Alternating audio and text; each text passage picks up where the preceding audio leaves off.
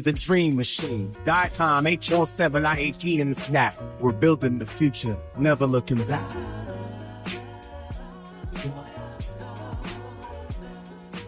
Hey everybody, welcome back to Imaging Informatics Unplugged. I'm Jason Nagels, and in this episode, I'm sharing a recorded Canada Health Infoway Enterprise Imaging webinar focused on a topic that does not get nearly enough attention in digital pathology. That's display standards. A lot of the digital pathology conversations focus on big ticket items, whole slide scanners, image management systems, storage, networking, DICOM compliance, and all of that matters. But there's one critical link in the chain that often gets treated like an afterthought.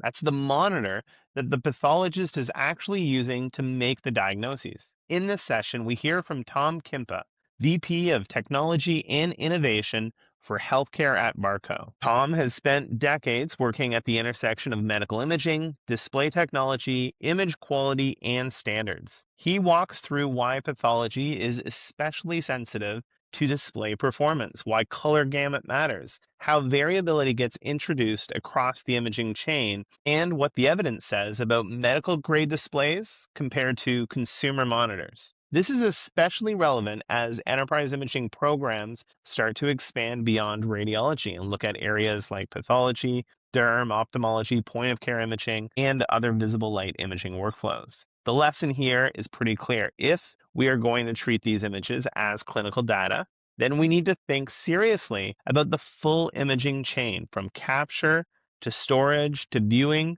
to display. So whether you're a PACS admin, imaging informatics professional, enterprise imaging lead, or maybe you're someone currently working on digital pathology planning, this is a conversation worth paying attention to.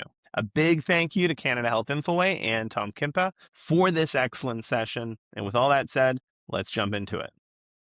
I'll start with an introduction about digital pathology, talk about characteristics of tissue, digital slides, and link that to color capabilities of scanners and display systems. Then we'll do a deep dive into color variability, into display technology, and I'll finalize the session with listing some very interesting scientific papers that demonstrate the impact of the display system on diagnostic accuracy and efficiency of digital pathology. As Jason already said, if you have questions, please put them in the chat. I'll be happy to answer those afterwards. An introduction to digital pathology, and I apologize for the ones of you that are really deep in this already, but digital pathology covers the acquisition, management, sharing, and interpretation of pathology information. Scanners scan a physical slide, create a digital slide, an image, and then that image is being reviewed on workstations with a display system. Without going into detail, this is a simplified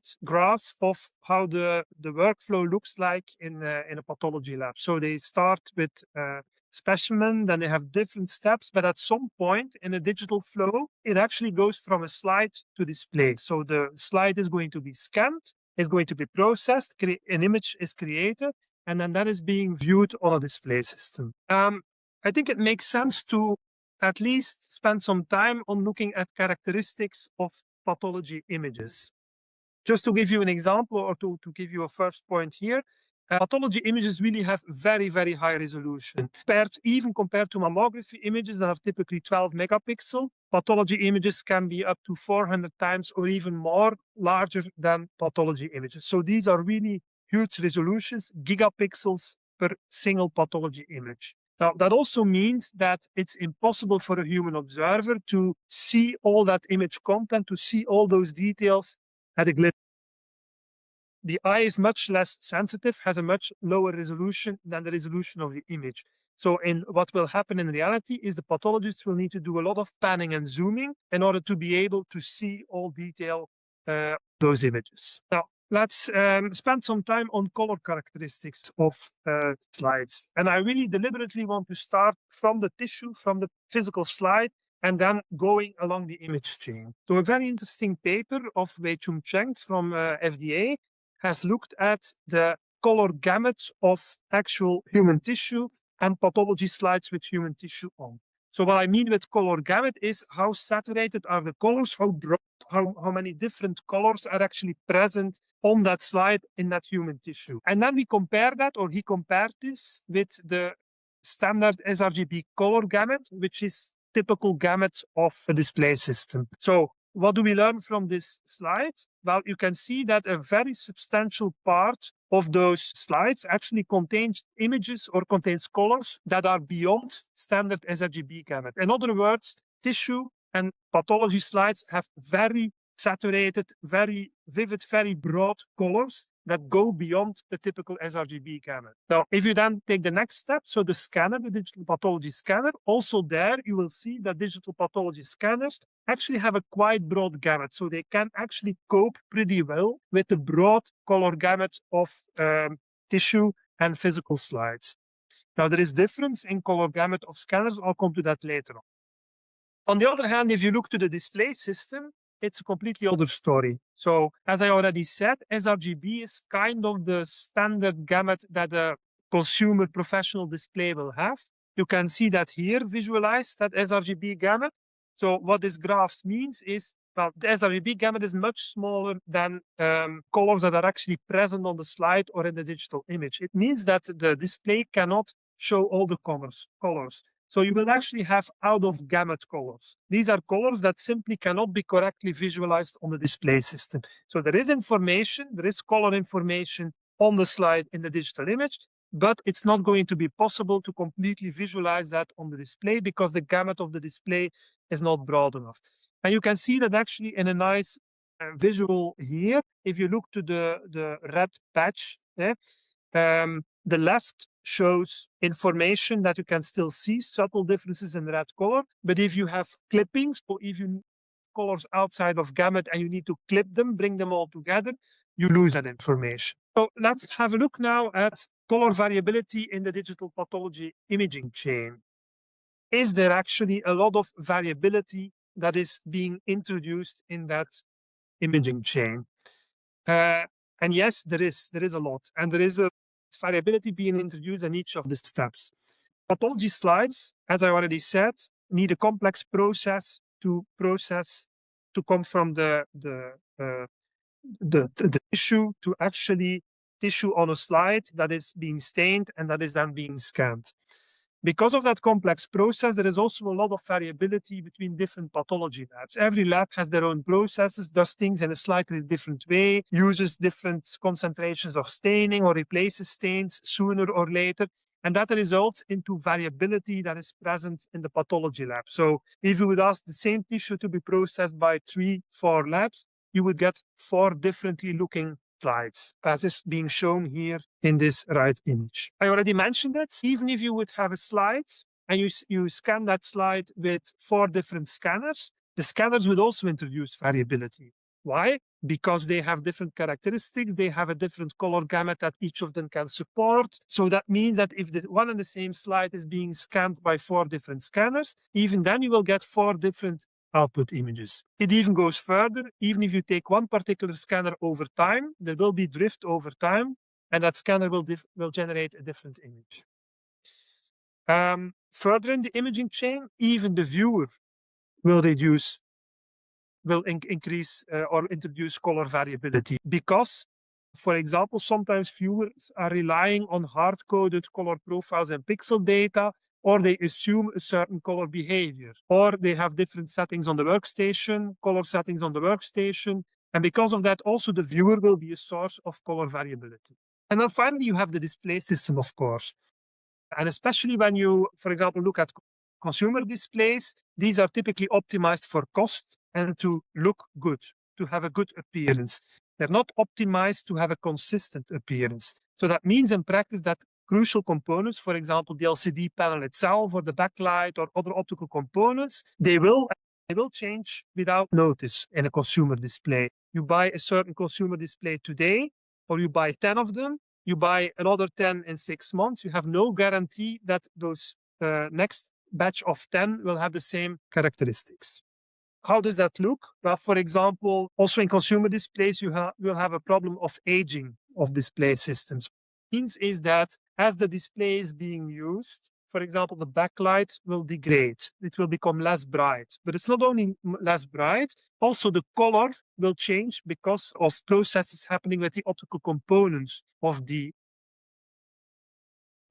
the display system. For example, foils may be yellowing, the color point of the LEDs over time will change. So this means that over time, if you do not do anything special, if you don't compensate for it, your luminance color of your consumer display will be drastically different over time. So the point I try to make here is we always think everything is perfectly stable. It's not the case. There is variability being introduced in the lab, in the scanner, in the viewer, and in the display system. And in the end, what the pathologist is seeing is the sum of everything. So the pathologist sees a certain image on a display system, but it actually includes all those artifacts, all those unintended differences that have been introduced along the imaging chain. Now, a way to counteract that or to compensate for that, and I won't go into details because of the time limitations, but there is something very important which is called ICC profiles, which has been defined by the ICC Color Consortium.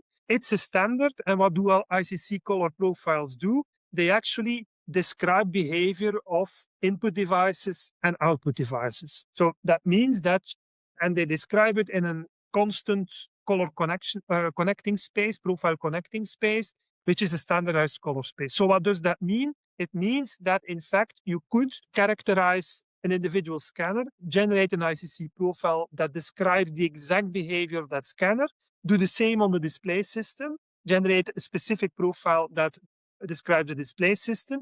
And if you regularly do that, then you can avoid some of that variability in the scanner and in the display system. So it's certainly a best practice if you set up a digital pathology system to think about ICC profiles and how can you use those profiles. There are also, the way you can generate those ICC profiles is, for example, by means of calibration chart or characterization charts that are commercially available. You scan such a slide, and based on that, you can generate a profile. On the display side, there is software available combined with internal sensors or with spectrometers or colorimeters that can generate those profiles as well. Okay, I'll go to the next topic now, which is a deep dive on display technology. As I already said, consumer and professional displays are optimized for cost, for looking nice, and not for rendering consistent, correct images. To make that point, this is true for most, if not all, display manufacturers, even professional displays. So I'm not even talking about the consumer display, but even professional display systems. If you look into their manuals, they will make statements like professional display manufacturers recommend recalibrating displays every 200 or 300 hours of use. So they know that displays are changing over time. And if it's a professional display, then the manufacturer knows that the end users want to rely on the correctness of the visualized images. So they're making the remark, be careful. If you want correct images, you need to recalibrate every 200 or 300 hours. Moreover, warm up. They will also, for example, recommend that you let the display warm up for a period before starting to using it for critical calibration, for critical applications. In medical displays, this is not necessary, as I will explain later on, because typically those medical high-end display systems have embedded sensors and stabilization circuitry that will make sure that the display is always calibrated and stable over the lifetime. So I mentioned luminance and color, but what else can be variable in display systems, in consumer displays? Well, for example, contrast ratio is something you don't know what it is and how it will change. The white point, the color space, you're not sure that your panning and zooming will be smooth because you're going to combine a GPU with a display that not necessarily is fully compatible or fully optimized for each other.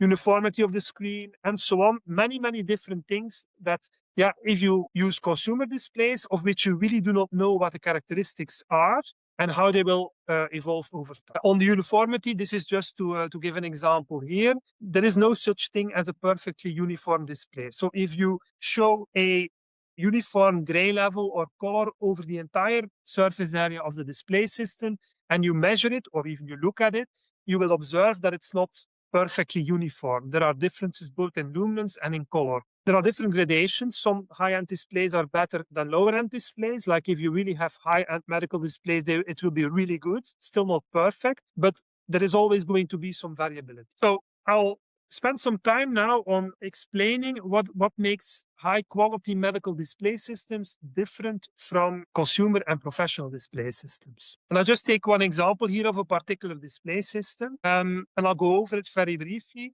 To start with, typically, a medical display, you will get a calibrated luminance value. What does that mean? It means that the display will self-calibrate and will ensure that for the entire duration, the entire lifetime of that display system, luminance will be stabilized and will be guaranteed for the entire lifetime of the display system. Typically, bed depth is much higher in medical displays. So the bit depth defines how many distinct colors or grayscales you can visualize, how subtle your visualization of colors and grayscale can be. So in medical display, this is higher than in consumer or professional.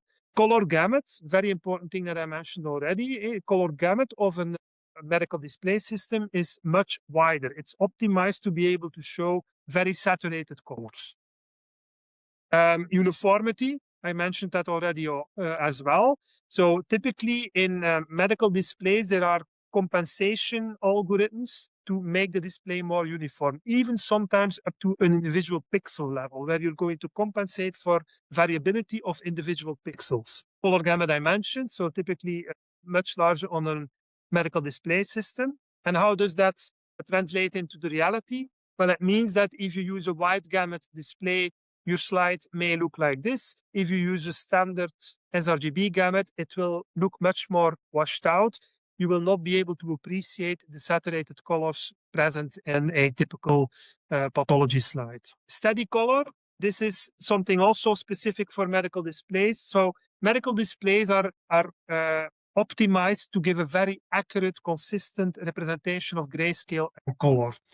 Now, the human eye has limitations in what a human can see. So you cannot see very, very, very small differences in color or grayscale. By doing calibration to GSDF or to steady color, you actually make sure that even subtle color differences can be perceived on the display system. Refresh rate is a very important one as well, because if your display has high refresh rate, then you will have a sharp image even while you're doing panning and zooming. And as I explained in the beginning of the presentation, in pathology images, you will be doing a lot of panning and zooming because of the huge resolution of the source image. Let me skip this. And a very important thing as well, and here I want to spend some time on, medical displays typically come with quality assurance software. So this is software that constantly measures the behavior of the display system by means of embedded sensors in the display. They'll constantly check if it's still compliant with standards and if it's not drifting over time. And if necessary, will automatically perform recalibrations. For example, the ICC profile that I mentioned, if you use high quality medical displays with QA software, for example, like the QWeb software, then you can generate new ICC profiles every week, month, whatever you want. It also makes management of a lot of displays in a fleet a lot easier.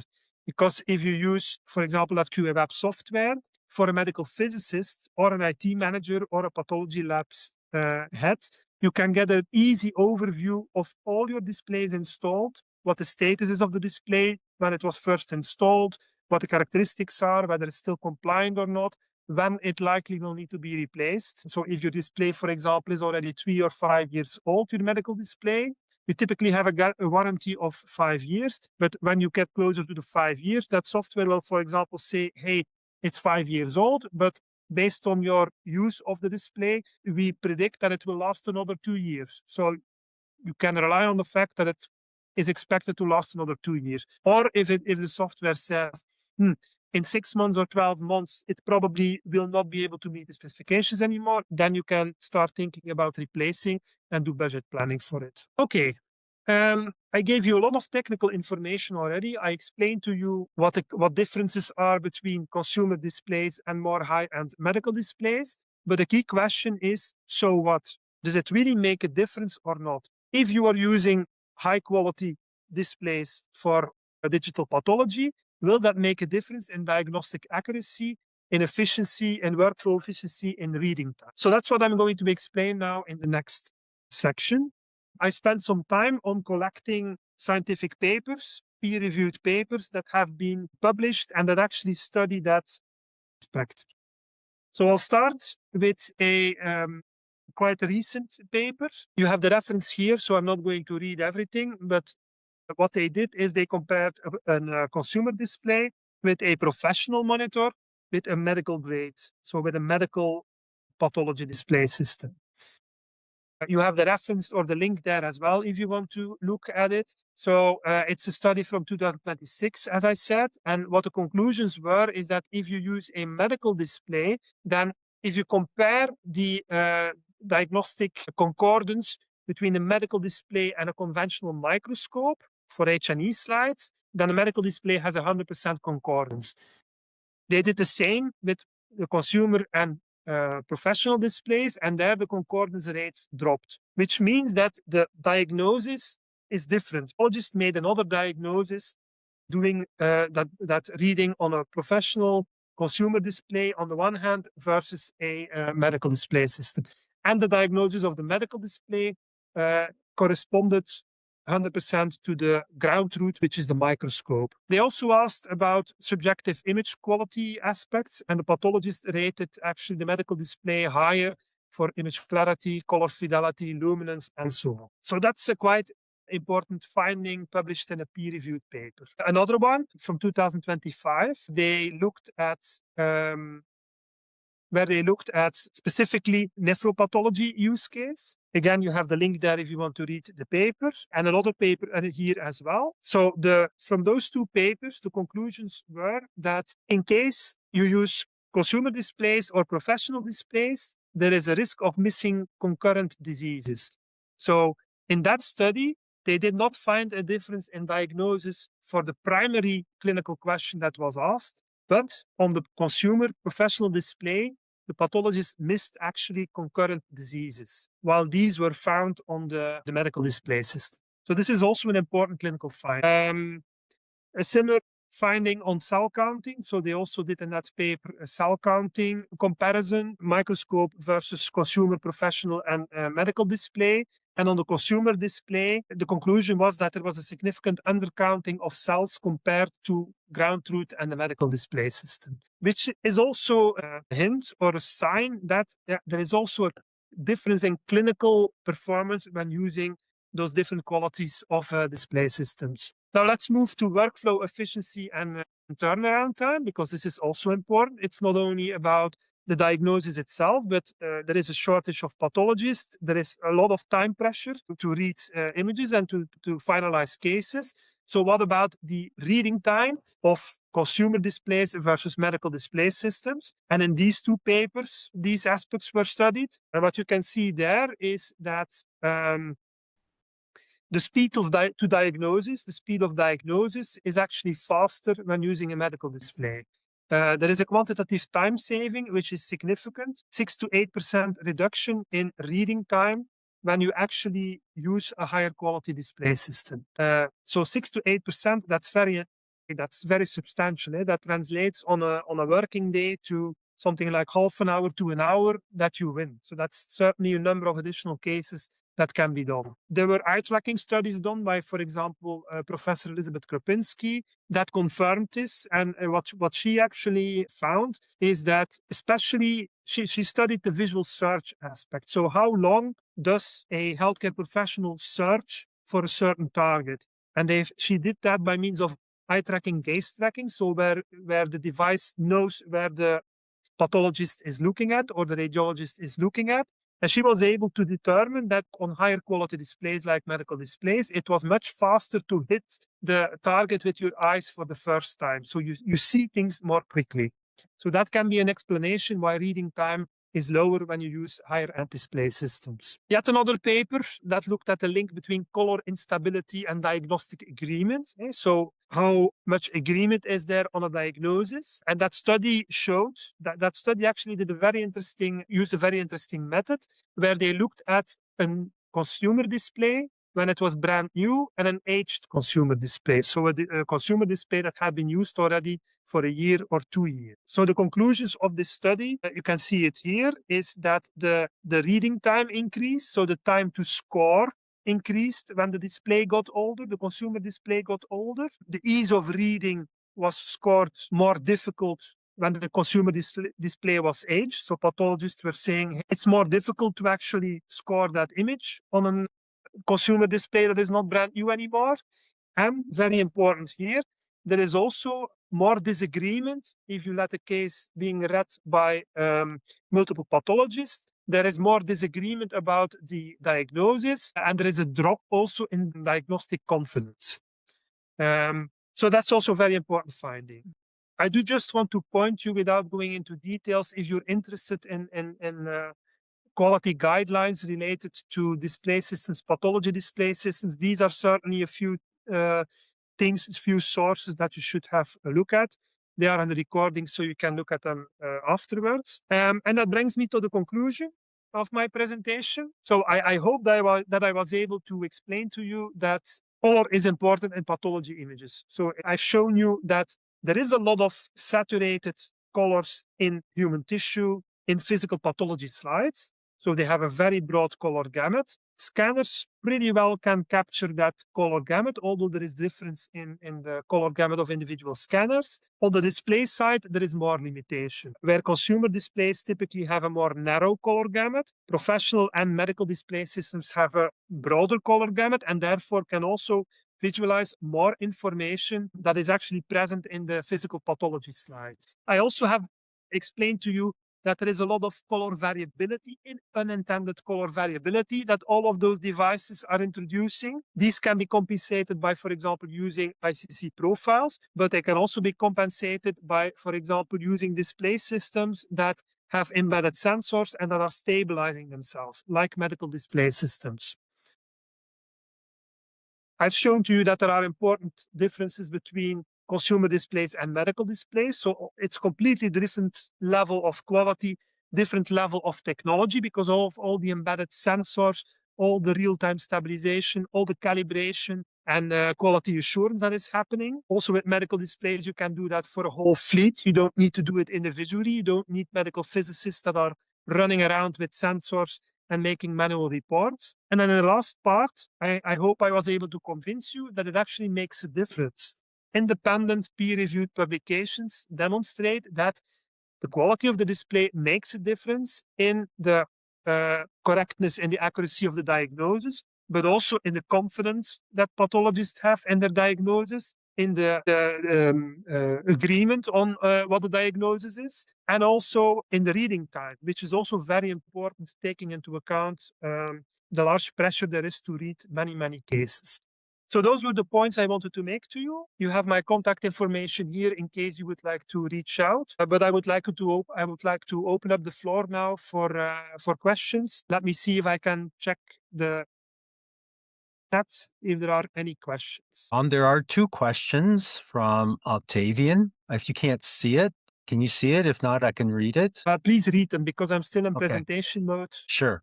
So the first one from Octavian is, what is the file format used to store these pathology slides? DICOM, I think, from slide 39 and 40. Please confirm. I can help you with that. Why don't you take a first stab at it? Yeah. It's a very good question. And things are moving quite quickly now related to that aspect. So a few years ago, DICOM in pathology was not really used in clinical practice. So the standardization groups, DICOM standardization group, for example, working group 26, was active on defining what a DICOM object for pathology should look like. But a few years ago, all of the scanners had their own proprietary image format. So every scanner had their own format, encoding different color spaces, that the files you could only view on their dedicated viewers. So that was not really a desired situation, certainly not when you take interoperability into account, certainly not also when you take AI into account, where you want to run AI algorithms on slides as well. But the past 1-2 years, things have really, really quickly changed. And in my opinion, today, DICOM is really becoming the industry standard. The visibility that I have on new installations, both in Europe, US, Canada, shows me that in most cases, actually sites go for a DICOM implementation. So they decide very carefully to use DICOM as a standard file format to store their images. And almost all scanner manufacturers today already are supporting DICOM, typically in addition to their own proprietary image format. Same thing for the viewers. Almost all viewers today will support DICOM already. Yeah, we've come a long way in the last 2 years, especially. I think last year, again, Working Group 26 has been holding their own testing events. They're virtual. I think last year there were roughly 30 vendors that signed up. This year, it's going on right now. Roughly about 65 vendors have signed on. The major, like Hamamatsu and Zeiss, have signed on. I think what we had predicted is once you get the larger companies that start adopting DICOM, and again, when we talk to DICOM has its nuances DICOM has been constructed by David Clooney to account for a lot of the nuances in digital pathology, to the point that he's helped actually pen an IG profile called DPIA, which is, again, was tested for the first time in Brussels last year, and we intend to test it here in North America this coming fall. So DICOM is the way it's going. I think people that are on the call that have experience in radiology, some of us are old enough to remember the proprietary days, and most of those companies are not around that did not start sending their file formats in DICOM. Tom, I'm going to now ask the second question from Octavian. What image standard, JPEG, is used to address these high definition images? I'm not 100% sure I understand the question. Is the question about how these high bit tapped images can be encoded in, for example, DICOM objects? If that's the question, then this is actually specified in the DICOM standard. So you have a number of ways you can encode your images, your payload in the DICOM objects, going from RAW, which will give you huge sized images, but there also are standards like JPEG XR, I believe, that are supported, that are capable of encoding higher bit tapped images. But it's described in a standard. And if you talk about the proprietary formats, again, every scanner vendor that has a proprietary format has a way to store those high bit tapped 12 or 14 or 16-bit pixel values in their proprietary format. Octavian, I think that was addressed. Are there any other questions for Tom? If not, I have one from Jason. By the way, I've taken over from Jason as a moderator. He was called away to another meeting, but he left us some questions. So I'm going to read this first one. Again, a lot of people on here are not from radiology, but I see a few familiar names that are. With radiology, we've had a long history of treating diagnostic displays as part, an essential requirement as part of the clinical imaging chain. We've learned our lesson that for radiologists, they really demand a consistency. Not only consistency between different modalities like CT scanners and images and everything else that we get from DICOM, but also a consistency over time, which I think you addressed. Because if you go in the early days, we could tell, if you stepped into a viewing room, you could tell which ones were the older because they're less bright. And that's something that a professional grade, high quality image display ensures, like your product does. The question is, like, we know that, we accept it. I think the fact that if you have a radiologist that is reporting from home, the first thing they're going to buy is a medical grade monitor. They will not accept any other kind of monitor to do their work. But the question is now, do you think digital pathology is at the same maturity level yet? Or are you still seeing, judging from what you're presenting, we're still seeing, I guess you're encountering that there are some implementations that are using consumer off-the-shelf monitors. Can you give us is that prevalent, or is it something that it's because it's early days? What's your opinion on that? Our organization underestimating really the importance of the display? I think they are. I think it's market education that still needs to happen. Like you said, in radiology, it also took time before everybody accepted that the DICOM GSDF calibration standard was actually an absolute requirement. There were also people that were saying, hey, I don't need that. I can also read on gamma curves or whatever. That discussion has been scientifically closed. It's a standard. Everybody uses it and everybody is really happy with it. Nobody is questioning it anymore. I think in digital pathology, it's also part of my job and of everybody's job that is working on visualization solutions to educate the market, to make them aware, like I've done on this seminar, of the importance of display systems. Moreover, and this has to do then more with the clinical side, precision medicine. Pathology more and more also becomes precision medicine in the sense that it's not only diagnosing if a certain pathology is present or not, but we need to start doing scoring. We need to start giving grades, for example, a Gleason score or other types of scores. That makes that it's not a black and white thing anymore. It's not like it's present or it's not present. You need to give a score. And that means that consistent visualization of colors becomes more and more crucial. Because very often they use stains to detect something, and the gradation of response of the stain is correlated or corresponds to the score you need to give. So if your color is not standardized, if you do not stabilize your color, then two pathologists looking at the same image on two different display systems will get a different color appearance, and very likely will score differently or will have more disagreement on the scores with things like companion diagnostics products. So if you have more and more precision drugs that will only work for one specific type of cancer, for example, and then there is a test designed by a drug manufacturer, pathology test, where the pathologist needs to score. And if the score is, for example, more than 3, it means the drug will work. If it's less than 3, the drug will not work. But again, it becomes really tricky there because the scoring of the pathologist depends on what she or he sees on the image, which is very often a color reaction of the stain. So I think in the future, it will become even more crucial to have consistent, accurate color representation on top of, indeed, the market education we need to do to show that already today it matters. Thanks, Tom. I do have another question in the chat, and this is from Robert Murchison, so I'll read it. Robert is new to digital pathology. They have implemented a scanner that creates NPDI files, which are converted to DICOM, JPEG lossless. So he's inferring that it is a lower quality image. So what value would a high resolution monitor, and I'm guessing now that's a medical grade monitor, have if the images are of lower quality? Well, first of all, lower quality,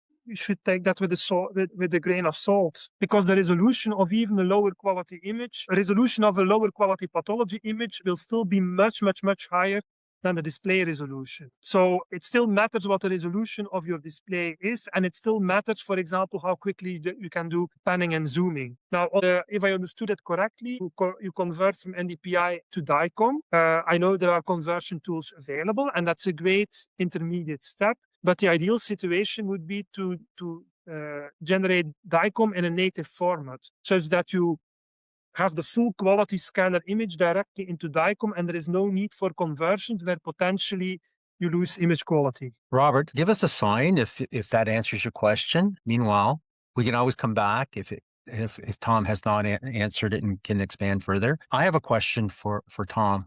Thanks, Robert. He confirms that you've answered. Thanks, Robert. So one of the things in working with digital pathology domain, and especially David Clooney, is the use of color in digital pathology. That's something we haven't really delved into in great detail in radiology because we're mostly grayscale. But color presents a new frontier. And one of the things that's quite controversial as well within the digital pathology community. Do you see that ICC will eventually evolve into a standard that is not only not questioned, but the standard and their profiles?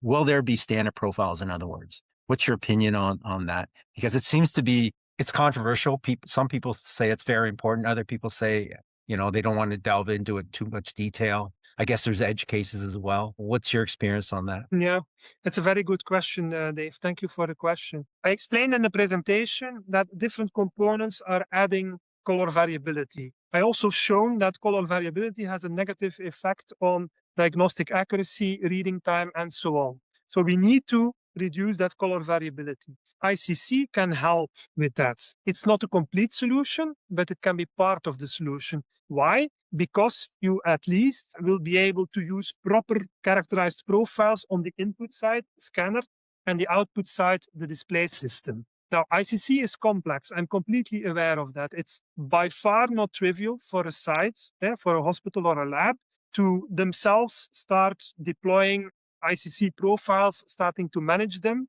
And I think in the industry, there is still work to be done to develop easy tools that can take over that job in a way that it becomes straightforward. So to answer your question now, I do believe that ICC will be part of the solution. Yes, in my opinion, in 3, 4, 5 years, I think almost everybody will be using ICC profiles to one degree or another, because you can you can start simply saying, I take a standard scanner profile that is shipped with my scanner and I use that for the whole lifetime of the scanner. That will already be an improvement, because at least you use a profile of that scanner.